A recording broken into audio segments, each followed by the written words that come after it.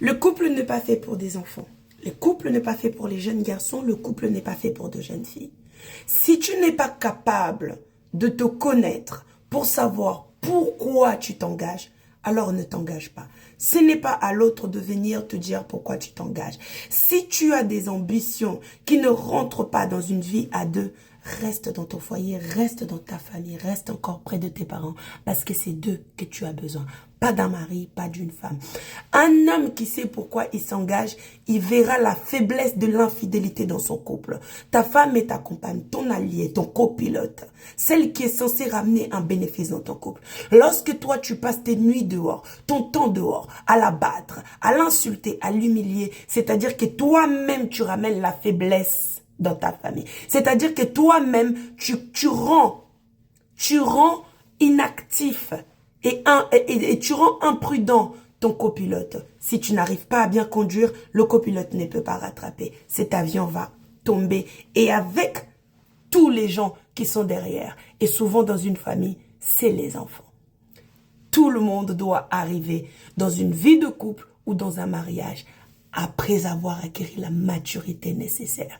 Parce que c'est cette maturité qui va te permettre de faire grandir ton foyer. Pareil pour les femmes. Si toi, ton ambition pour l'instant, c'est d'avoir un homme qui te prend totalement en charge et que tu n'as pas compris que tu es une aide. Une aide, c'est-à-dire que tu ramènes tout ce que tu as, tout ton amour, ta douceur, ta paix, tes finances pour construire à deux. Si tu as encore besoin de quelqu'un qui fait tout, tu restes chez ton père et chez ta mère.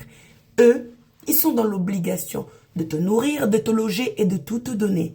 Je ne suis pas contre les hommes qui ont cette culture à prendre leurs responsabilités pour prendre leur famille. Sauf qu'il faut vivre avec le monde d'aujourd'hui. Toi, tu es une femme. Tu travailles, tu gagnes plus que ton mari. Tu gagnes plus que ton compagnon. Pourquoi l'affaiblir, à le critiquer, à le montrer tous les jours? Et quand il va aller dehors, il va tomber sur une petite ou sur une autre de ton âge qui va lui donner l'importance de 1 euro qu'il lui donne. Et là, ils se sont tout de suite admirés. Admire ton homme à la maison.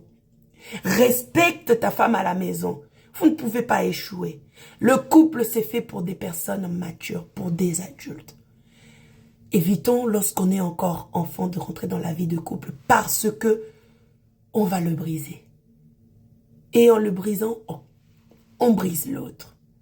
Alors, arrêtons de nous poser des tas de questions. Arrêtons de trouver les coupables à l'échec parce qu'on n'a pas pris le temps de grandir. Alors, grandissons avant d'être à deux.